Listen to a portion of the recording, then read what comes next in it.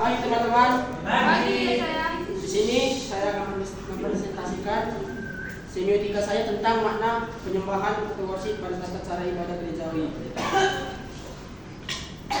Bisa dilihat ya teman-teman, filenya sudah dikirim ke grup. Yang pertama ada abstrak. Abstrak merupakan makna yang terpenting inti dari sebuah makalah. Penyembahan atau worship merupakan ungkapan isi hati dalam mengagungkan dan memuliakan Allah. Penyembahan memiliki peran dan makna penting dalam tingkat kehidupan kerohanian Kekristenan. Untuk itu penyembahan harus dilakukan secara benar dan dalam roh dan kebenaran. Tertulis dalam Yohanes 4 ayat 23. Di dalam Kekristenan Allah menjanjikan dan memberikan roh, yaitu Roh Kudus yang akan tinggal di dalam setiap pribadi yang percaya kepadanya. Yohanes 14 ayat 6. Jadi ketika seseorang datang kepada Bapa untuk beribadah dengan menyatakan curahan isi hatinya tentang perjuangan dan setiap tantangan di dalam kehidupannya, maka roh itu sendiri yang membangun penyembahan tersebut. Menyembah dalam roh dan kebenaran juga bukan masalah tempat.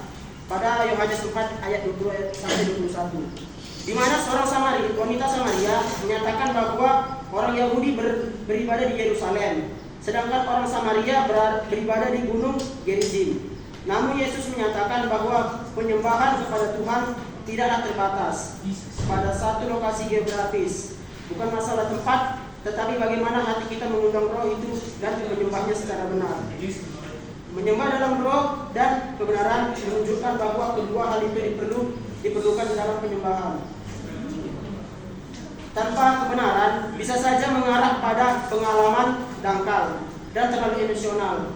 Begitu emosi meredah, semangat menyembah itu juga ikut meredah dan penyembahan berakhir. Sebaliknya, kebenaran tanpa semangat juga dapat menghasilkan bentuk penyembahan yang kering dan tanpa gairah, yang menjerumuskan orang kepada legalisme tanpa sukacita. Kombinasi yang terbaik dari kedua aspek penyembahan akan menghasilkan pemujaan kepada Allah yang membawa sukacita. Di sini kita lihat yang pertama, pembukaan. Pengertian semiotika. Apa sih kaitan materi ini dengan semiotika? Semiotika adalah suatu kajian ilmu yang mempelajari tentang tanda.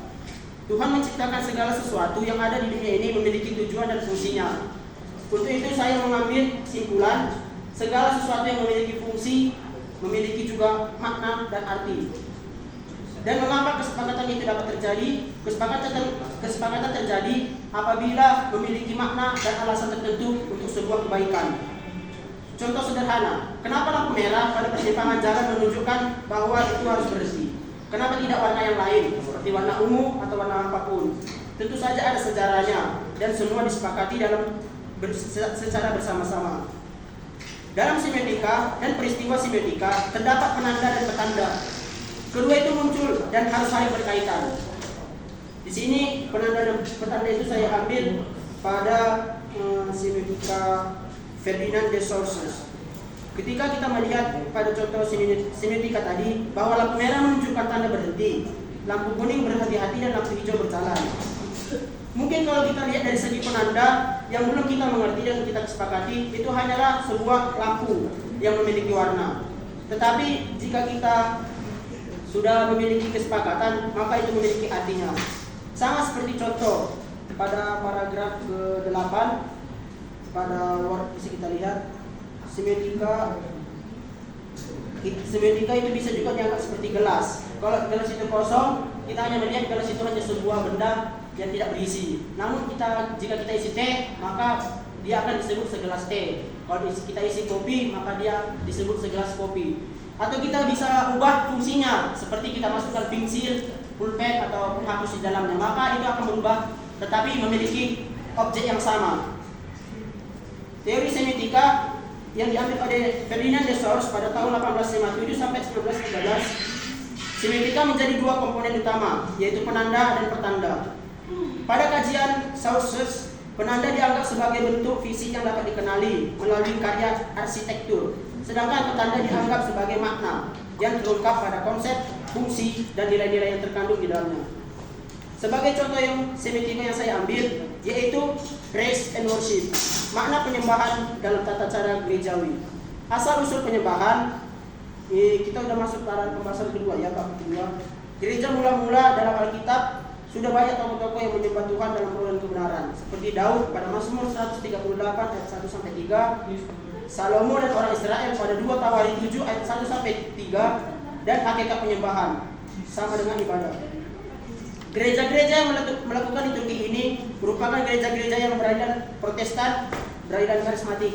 Kata karismatik berasal dari bahasa Yunani, yang berarti karisma tunggal, dan karismata artinya jamak, yang artinya karunia roh.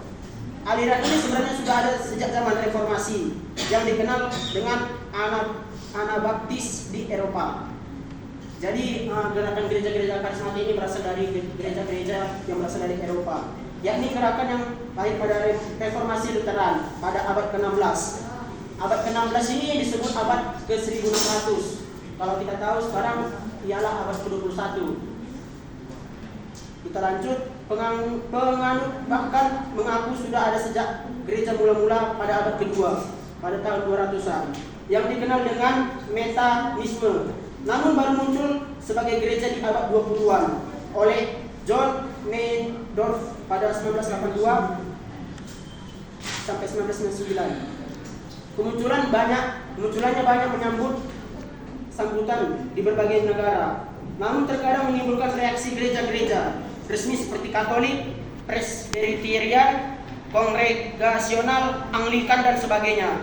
Jadi semenjak aliran karismatik ini muncul, banyak gereja-gereja yang menentang. Nah, menurut saya sebagai penulis, pendapat saya penyembahan atau worship merupakan bentuk penyerahan diri melalui hati yang terdalam untuk menyampaikan pesan kepada Tuhan dengan rasa syukur.